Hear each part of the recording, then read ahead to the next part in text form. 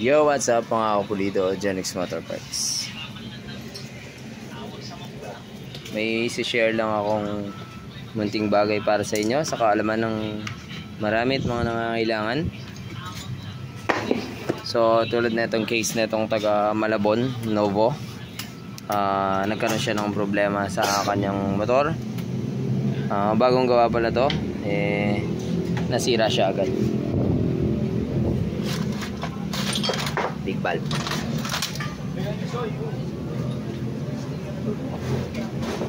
So hindi na siya nakarating ng Tarlac. Pagdating daw niya ng Pampanga, tumirik, di na mapagana. So malamang ito na yun. Pagdating ng Pampanga, nagpalalamove na lang daw siya. So i-share ko lang, ito ay in-overall namin siya kasi nagpapalit siya ng Conrad. So ito rin yung sinabi ng problema. May problema siya sa stand kasi may hinang. So yun nga, may hinang siya. Tapos naka-steel epoxy ito lahat. So binuksan namin. So nung hininang ito, malamang ang ginawa is nung hininang umumbok tapos ni-reface. So pagka ganun po yung nangyari, sisikip yung shell natin. So maglalapitan silang dalawa. Yung signal natin may tulad nito. So maglalagay ako ng standard na signal. Ituturo ko lang yung paraan sa inyo. Opposite naman ito nung nung sideways. So yung opposite naman ng sideways ito. Ang problema naman nito is masyadong masikip yung kanyang signal. So kapag hinigpitan mo yung shell, maiipit yung signal. So ang discarding ginawa nila is nilagyan nila ng paper gasket to. Diskarte. So yun yung naging diskarte. Ang problema, tumatagas sa paper gasket. Tapos in-epoxy ni may-ari para kasi may tumatagas nga.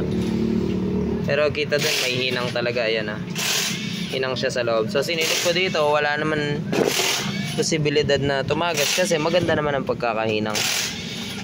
So isa lang ibig sabihin nun, malamang sa malamang tumagas yung paper gasket. Yan, puro epoxy siya, sarado talaga lahat. Dito sa kanyang kabila wala namang hinang. Ang hininang lang itong dito kasi mukhang nabasag yata. So after nga hininang, malamang sa malamang inano to kasi sinabi na rin ni customer sa akin, ipit nga daw yung signal niyan, kaya nilagyan ng paper. So share ko kanyan sa inyo yung tips kung anong ginawa namin para maging perfect ito, para hindi na mag paper gasket. One pa video. Ay. So try muna natin ilagay itong isang stock signal ng Salty. Ito standard sukat to. Susukatan natin. Salty to, Salty. Nakabalance lang sa 63 to. Ayan, 45.5. Standard yung sukat dito na biyak. So ilagay natin. Ipapakita ko sa inyo yung problema. Huwag sinamat. Ayan, so nailapat na natin. Then wala pang gasket maker ito ilalagay natin yan.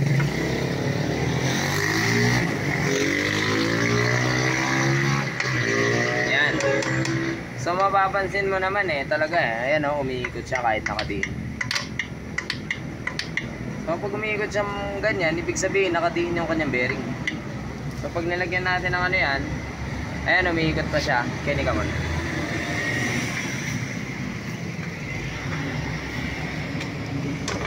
Ayan, sagarin na natin So umiikot pa siya dahil wala pa siyang tornilyo. Pero pag nilagyan natin ng tornilyo yan, dalawa na lang para matesting, para malaman nyo lang. Ayan.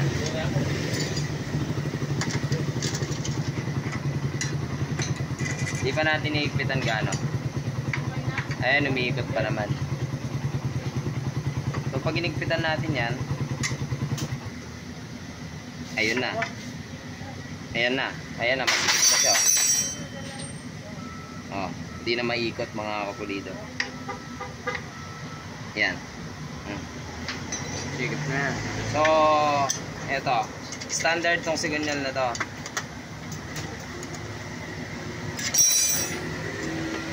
Hindi ko naman pinagkahigpit kasi mawawala sa align tong ating salty na signal na nakabalance.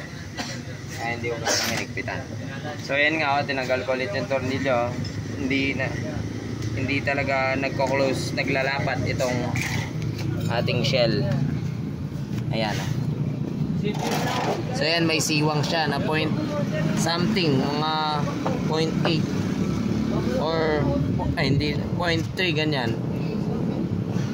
Hindi ko sure ha. Talagay ko nasa 0.5 or point something eh. So hindi po pwede yan. Ito, ituturo ko yung ginawa namin paraan para dito. So binuho ko na yung kanyang signal ito. Ito yung kanyang signal, binuho na namin. Tatanggalin ko muna. Pinutin natin to. Pang sold dito eh. Binalance pang 63. Pinibenta ko. So nakatenga na lang dyan.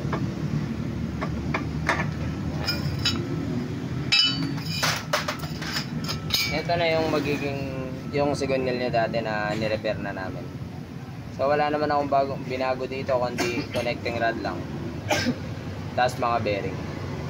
May share ko mamaya kung ano yun. So mas maganda tapusin ito video. So ilalagay ko na to yung dati niya. Sukatan muna natin, papakita ko sa inyo na ayan, 45.5 din. 45.5. So, ibig sabihin, pareho sila ng sukat. Pareho sila ng sukat sa labas. Talagay natin to.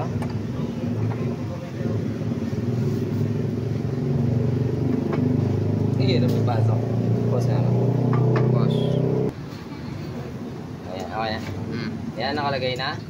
So, isarada na natin, mga kaparito. Yung nirepair na namin na sigon yan. Yan. Ayan o. Lapat siya. Yan niya. Ayan o. Lapat na siya. Sarado na. Ayan. So sarado na siya. Lagyan natin ng tornilyo.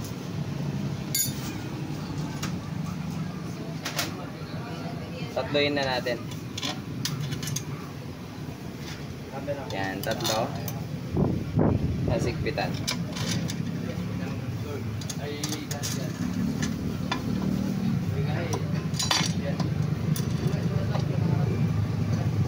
Higpitan, higpitan, higpitan. So may higpit na yung tatlo. Pero umiikot siya na maayos. Ayan. O, diba? Ayan o. Ayan o. Ayan o. So ituturo ko kung bakit nagkaganon na. So ngayon lumapat na siya, diba? Hindi na siya katulad ng dati. So buksan ko muna. Pagka ganitong senaryo, yung naging problema nyo, bawas yung shell, dumikit yung shell, lumapit. Ito yung pwede nyo maging paraan.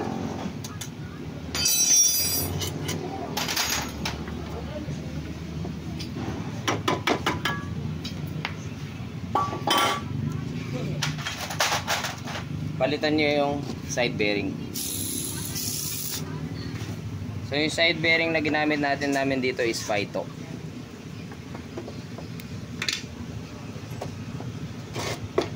Ay.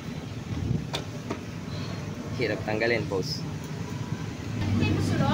Tempo. So ang ginamit namin dito is Phyto. Ayan. Phyto. Itong isang bearing ng Phyto ay mas manipis, 14mm. So ang original kasi natin is 15mm. 15mm ang original nating bearing. Itong nilagay namin bearing is Phyto. Ito lang yung merong gantong sukat, 14mm. Hindi natin masukat kasi nakalagay na.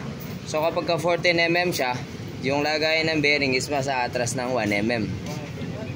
Kagandahan siya kung 0.8 yung siwang mo. Ayan.